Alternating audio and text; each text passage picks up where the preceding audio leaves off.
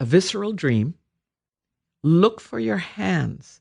And if you can see your hands and remember that you are dreaming, you will be in a visceral dream. Wow.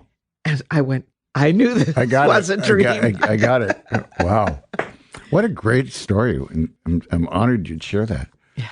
But, and that's been with you ever since. It's been with me ever since, you know. I mean, really, who are we? We're these strange creatures zooming around at thousands of miles an hour on a little ball in the middle that's one of billions of balls, that is one of billions of stars around one of billions of galaxies. But still comes back to that thing of our interconnectedness. Our interconnectedness with everything. Yeah. A cell in the body of the divine, life, whatever we want to call it.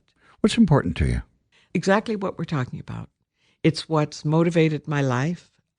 You know, I only had to have a little touch with fame and fortune to say, that's sugar water. Yeah. That is not the real nurture here. And so it wasn't hard for me. Well, sometimes it was hard for me at times to leave music and move into another area. Like I spent 7 years working with the dying all over the world, and worked with Mother Teresa in the House of the Destitute and Dying, and my fascination with death. And then here I am doing the mysteries about death and rebirth. Yeah. And what are we? And we all come in the portal of birth, and then we're all going out the other end. There is a theme to that, and there's a flow, you know, back to your childhood stories, to what you're doing now. Exactly. And I think that fascination with who we really are, and my hunger, like all my art is the same thing. Everything I write is the same thing. Can we wake up? Can we wake up in time? Well, that brings me to a question, which is, can we? I mean, are you optimistic? Are you hopeful? I'm pessimistic and I'm optimistic. Okay. I sit on a fence right now. I don't know if there's enough personal commitment in people to deal with their own issues, their own hatred, their own dysfunctions, to actually, for us to make it to the next step. But there have always been people like, look at the Dalai Lama. He's known absolute tragedy, watching what happened to Tibet, his home.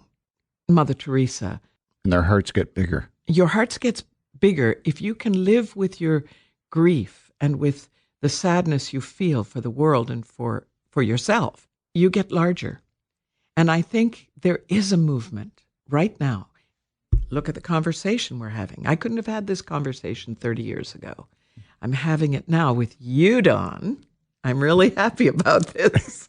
It's because it's in the culture. Yeah. We're starting to wake up. And you see in America, in the rip that's happening there, in the absolute division that's happening, is the new trying to take hold, trying to take care of the planet, trying to take care of each other, and the old trying to get rich, trying to have enough because you feel empty somewhere.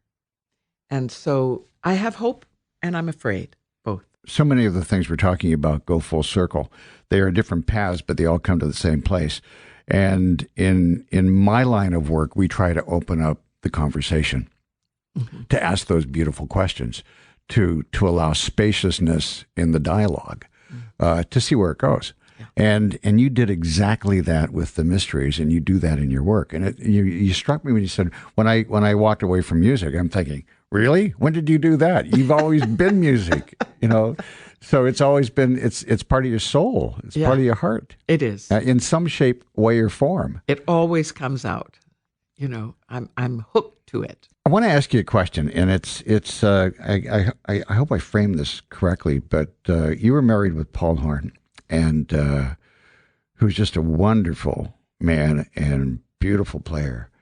And I'm curious, if he had sat in the audience on Monday night, what do you think he would have said? He would have been right there, and he would have loved it, and he would probably be playing. He would have been on the stage. That would have been 6 musicians. Okay. Paul and I had an extraordinary relationship. We knew each other.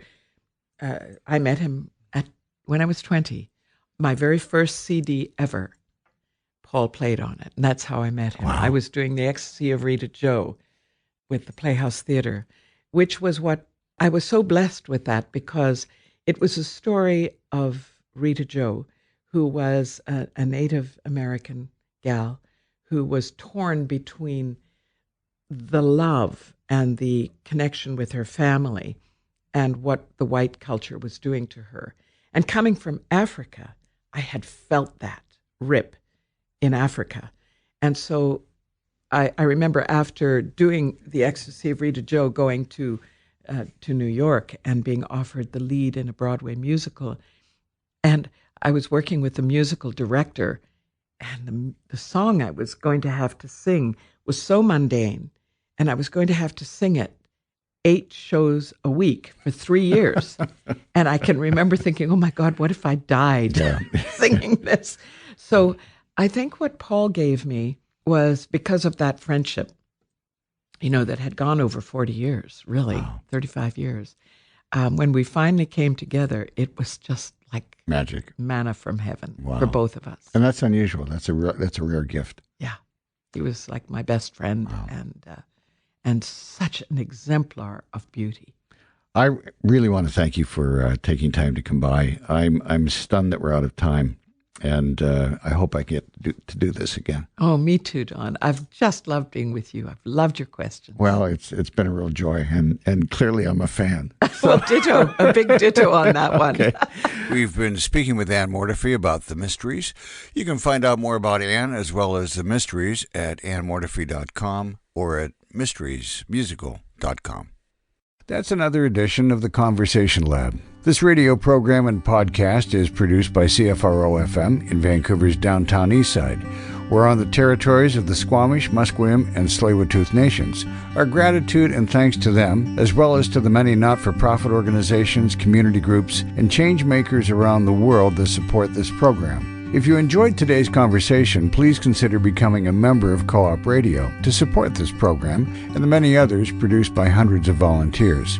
If you have a story to share or know someone who does, please have them contact us at coopradio.org, theconversationlab.ca, and on many social media and podcasting platforms. This episode was cobbled together with some help from Brian McKinnon, Kimit Sekon, John Massacre, and Julian Anton. Thanks, guys, and thank you for listening. I'm Don Schaefer.